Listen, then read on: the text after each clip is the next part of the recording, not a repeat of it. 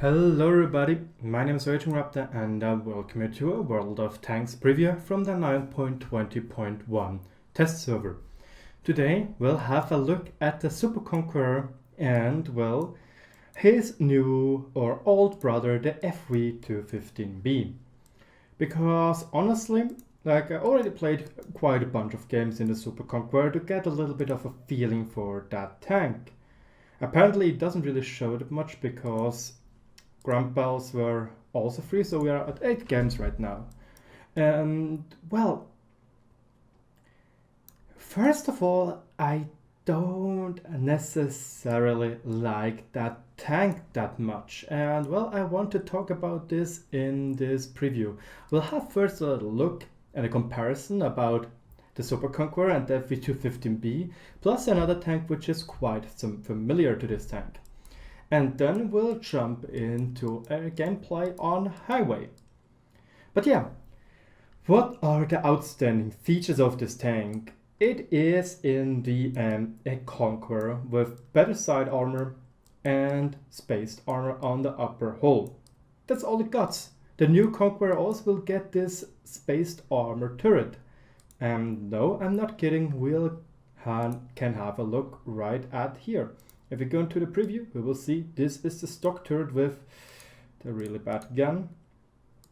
Let's give it the big tracks and the big turret, and you will see it has also the spaced armor on its turret. Just this cupola is a little bit weaker because it has a bigger spot where people can shoot it. It's basically the old cupola of the FV215B. Well, what changed else? Honestly, again, not that much. If we go into a strict comparison about those three vehicles, I took the E5. Why do I took the E5? Because I think the E5 resembles the FV215B the most, and, well, also the pre-nerfed E5 with its rather strong frontal hull armor resembles the Super Conqueror quite well. As you can see from all those three tanks, the FV215B keeps the crown of the best gun, the best 400 damage gun. It doesn't have the best gun depression, he shares the same as the Super Conqueror, but 1 degree, yes, it is a difference, but it's not such big of a deal when it would, example, would come from -6 to -8 degrees, like the i7 has. But as you can see, the penetration is slightly better on the FV215B or the Super Conqueror to the E5, but the DPM is the most outstanding point. Well, it has the fastest reload time of those three tanks, the 215B, and this is also the most outstanding point of this tank. It is a DPM machine with an amazing gun. Like, when it comes to shooting on a move, this tank is absolutely fantastic. And it's backed up with a great DPM. The sad part is, though, it really does not have a lot of shells. The good thing is, though, the Super Conqueror will get more shells. But yet again, you will see the aim time is horrendously good on the FV215B compared to the Super Conqueror and the E5, and you feel that when you play this tank. Sadly, the accuracy is meh. But again, you can see 100 DPM more or 143 DPM more than the Super Conqueror. And yes, this can make a difference. And, well, we come to the next part, which is the tank has the most HP, 2500 against the 2350. So in a direct shootout where armor is not counted, the FV215B will not only win against all of those two contestants, but he will also survive every single time because it has much better, it has a better DPM and it has a lot more HP, 300 to 150 more, which is a lot. Armor wise, well, here it starts to get a little bit different because, well, the Super Conqueror has its new and improved frontal armor with heat screens on the turret and on the hull. Meanwhile, the E5 got a lot of nerfs, which, well, the cupola got super weak plus the lower plate. But fear not, the lower plate of those two tanks is the same. Now let's have a better look at those two, there we go, armor models. As you can see, this is the FV215B in 9.20.1 and this is the Super Conqueror in 9.20.1. First of all, the frontal hull armor is roughly the same, except, as already said, the Super Conqueror has those heat screens. And those heat screens can help you, but not necessarily. Like, against heat, they are useful, but anything which shoots with APCR or like most of tier 10 TDs have pretty darn good penetration, especially on the test server. You will notice that a lot of them are shooting premium ammunition. And well, you will have most of the time a really good time penetrating this turret. The effective armor is really good against normal shells, 350 and plus. That is really good, especially against heat shooters. Again, with those heat screens, you will have a good time. But as soon as a TD with APCR comes, like an E3, an E4, well, those heat screens won't save you at all. And as you can see, the turret even has some small minor weak spots. Here, for example, here you have 300 effective armor or 279, meaning a Gorilla 15 can penetrate this spot with normal AP rounds. Jack Panzer 100 can penetrate that with normal AP rounds. And well, sure, the FV215B has the same weakness, but they also share the same roof weakness, 50mm thick roof, meaning that every gun above 152 millimeters, 101.6, yes, everything above 152 millimeters will penetrate this roof in an out of pen angle. Doesn't apply for the Scopola for both of those tanks, but everything that you can see which is green here is out of pen. Everything. Same goes for here. Here it's even worse. On the roof deck, happily the FV215B doesn't really have that issue, but the engine deck, or rather this engine deck up here, is only 44mm thick. So technically, if you have a look at a tank like the E100 and face hug him, the E100 will have an easy time auto-penning this up here, because 44.5mm thick times 3 is less than 150. Yes. And the good thing though is about this tank is its decent side armor. And I'm not lying, side scraping with this tank is a really good opportunity or possibility. Like, it's really good. You just need to also angle your turret, otherwise you will lose a lot of armor. As you can see here, it goes down to 260 roughly, and yeah, it stays that 270, but it goes up to 300. You certainly need to have a look at the enemy when you do the side scraping, not like in an E100 turret. But yet again, look at this side arm. The side armor has some places which are ridiculous. Up front, it's really bad, but when we go back more and more, you will see that the values jump around from up to 300 effective with 3 layers of spaced armor, being once the track, once those side screens, another additional track. It looks like this part here. Let's have a look in the visual model. Just need to load.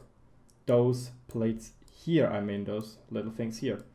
The FV215B shares a similar layout, just the problem is its side armor is a maximum of 50.8mm thick, meaning everything above 152mm will have auto pen. And this is the big issue with the FV215B, this auto pen issues. Like, side scraping actually could work if this spot here would not be and this really weak side armor. Luckily, again, the Super Conqueror gets those issues fixed with 100mm of side armor plus their 304 impact armor, meaning that it can go up more because it gets effective armor. So looking frontally, you have here a spot which is 442mm thick compared to those 147. Yes. Angling a little bit, it stays at 360. The Super Conqueror is definitely good when it comes to B-hole down and when it comes to B2 side scraping. But what are other differences? Well, it comes to the speed. The E5 being the fastest of them three, being also the lightest, and having the best HP to ton ratio of 16.04. The FV215B is slightly faster, and I certainly feel that.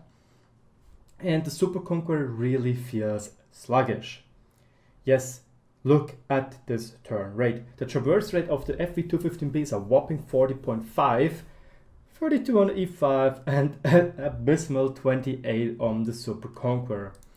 To give you a little bit of context, like let's have a look at the E100. The E100 traverse rate is 23. It's only 5 degrees worse. Yes, that really is a bummer. It really is a bummer. And lastly, something which is not, well, camouflage obviously is also something which could be used, but all of those three tanks really don't have good camouflage.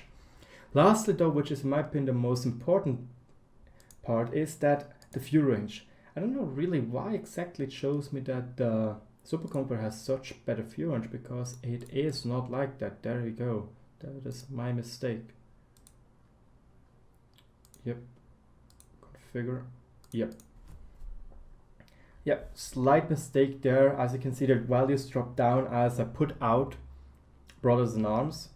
Mobility stays roughly the same, obviously nothing is going to change, just gun stats change and view range. And this is the most important part.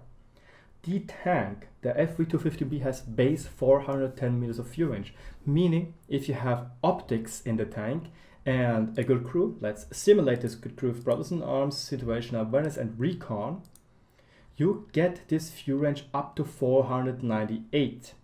If you are ballsy and say, well, let's have a look at some putting and tee, you will get this to a whopping 521, which is a huge amount of camo to break. I'm not kidding, this is like a tremendous amount. And yeah, there we go. Honestly, so far, and from all those games I played so far, I have to say that the Super Conqueror is simply a sluggish FV215B. Yes, it has better armor, and I can feel that. Like, I got several FV4005 stage 2 bouncing off of me in the Super Conqueror without a problem, because through this super slopey, and well, your almighty spaced armor can do some ridiculous stuff. But honestly, when it comes to being hull down, the FV215B does the same thing that's good enough. Like, if you take the FV215B, it still feels good enough. Like, yes, I repeat myself again. The Super Conqueror might be a better E5 or might be used as an E5, but right now, for example, in the Clan Wars meta, the 113 is used and it's a lot better. The WZ-111.5A is being used because it has good gun impression and a really strong turret. And it's fast. The Super Conqueror doesn't really gives you that thing. And again, I already talked with Towcraft about this issue, and I have to say that everything the FV215B or the Super Conqueror does the FV215B better or is sufficient enough? The armor is sufficient enough if you play it hull down. The gun is much better on the FV215B than it is on the Super Conqueror. And lastly, you have better view range. So yeah, those are the stats, and we'll jump now into the gameplay on Highway. So here we are in the gameplay on the nice little map called Highway. And before you ask what those things are, those are, as already talked in my missions update video, those little things show what type you can choose them, and it shows what kind of special tanks you already have. For example, this guy has only the T28 heavy tank concept. This guy has, as I do, the Object 260, which you can see here, and this last guy has the T55A. Anywho, let's look at the tank in general. First of all, I do have to say that the model looks quite nice. I am missing though things on the tank. Like, sure, the Camonite is nice looking and some little stuffs, but looking at the T-34-3 model, I have to say that this tank looks a little bit blank. But yeah, I was also thinking, well, can you do reverse side scraping with this tank? But I have to say, ooh, it's a really bad idea. Because then this part over here is really weakly armored.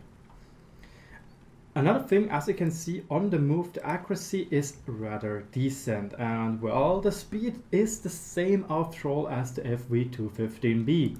Just the FV215B keeps the speed better when he drives up on hills, and yeah. And here we go, driving backwards, shooting on a move, and there we go. Here I already had too high angle, as you can see, and the enemy has no problem detracking me from the front. And this is something which will stay the same when you have played the Conqueror and the Carnarvon. You have a huge ammo rack in the front lower plate. I will get ammo racked that round. And the FV215B has the same problem, that in the lower plate is its fuel tank. This tank has it as well. I do got a feeling that you get less often ammo racked than with the FV215B, but yeah. Here we go, we can use the quite nice DPM of this tank. And there we go, I'm just searching for where the enemy bounced, but it looks like he bounced off the side, or rather our tracks, as I can't see any hole in the frontal frontal armor. There we go, no problem, another shot into the side of the I-7, de-tracking him again.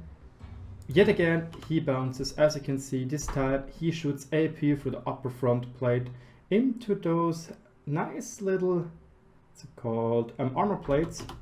And well, he bounces, even though there's a huge hole. Please, for gaming, fix that. This is really annoying. It's starting to get annoying, especially when you are introducing tanks with spaced armor more and more.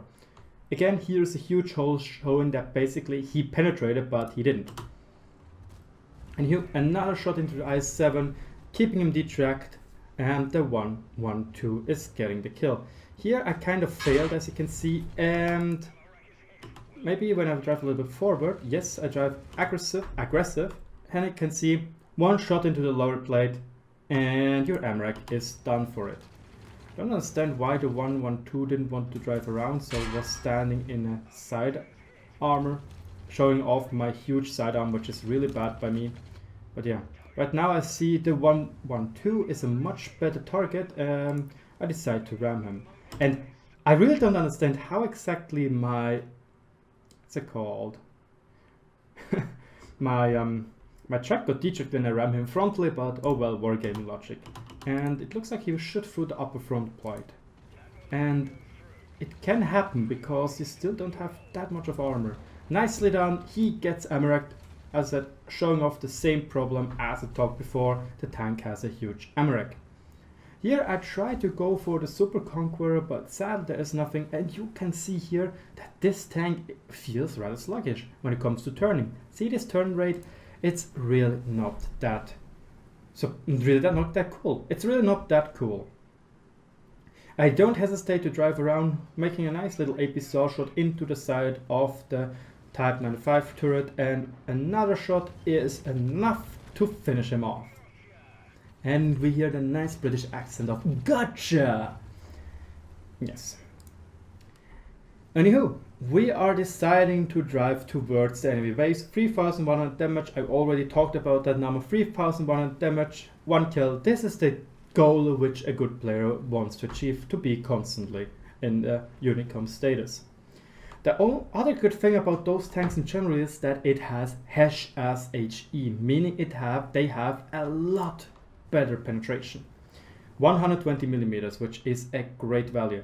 Sadly, my little gun impression of -7 degrees didn't really help me there, and I screwed over.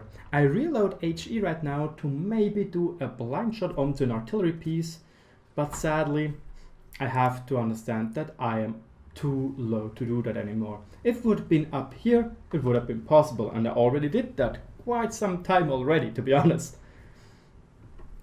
I will have a shot at an Object 261, which will sadly bounce with HE, which I sincerely don't understand how that one bounced, but oh well. And again, here is also something you will see, which is part of the tank's bad or worse view range. I can't spot artillery. Now I was able to spot him. And as you can see, despite it showing that it is blue, it's black, red, I still try. I don't know why I did that. Now I need to wait for the art to show again. A shot in the side, 510 damage. That's good to go because we have 515 average damage of HE. Also, I think the other good thing about this a lot of spaced armor is that HE does little damage. These guys shoot both with premium HE shells dealing 200 or 250 respective. And well, I don't have a super heavy spore liner. But the game is over now, 3800 damage. Rest in pieces, Mr. Driver. But yeah, we are going to stay in the cap. We won't have any shots on the Bacchatillion arty. And there we go. This is the Super Conqueror match for you. And honestly, it was one of the better ones. On a grand battle, you can do a lot of stuff. You can go hold down and do some great spotting for your TDs, but you can also get quite easily flanked, and still your side armor is just 100mm thick, so if you don't side script properly, they will get penetrated easily. Overall, I have to say that the tank is, again, the FV215B does the things, in my opinion, sufficient enough or even better, especially the gun sets are just so much better. The side scraping is great, don't get me wrong, the side scraping is great and the additional armor frontally is great, but again, if you go hold down, the FV215B does the same thing. And again, he has better gun stats and better fuel range. There we go, we get 10 bonds for that game, which is a good amount I would say. We were third in damage, 3833. Our FV4005 did 8449, 3849, and the E5 did 4359. 13 shots, 11 hits, 10 penetrations, a rather good value, and well, that's the Super Conqueror for you. Let me know in the comment section below what you guys think about that tank. Thank you a lot for your attention, and well, good luck on the battlefield. Have fun testing the tanks out on the test server. And as always, good luck on the battlefield.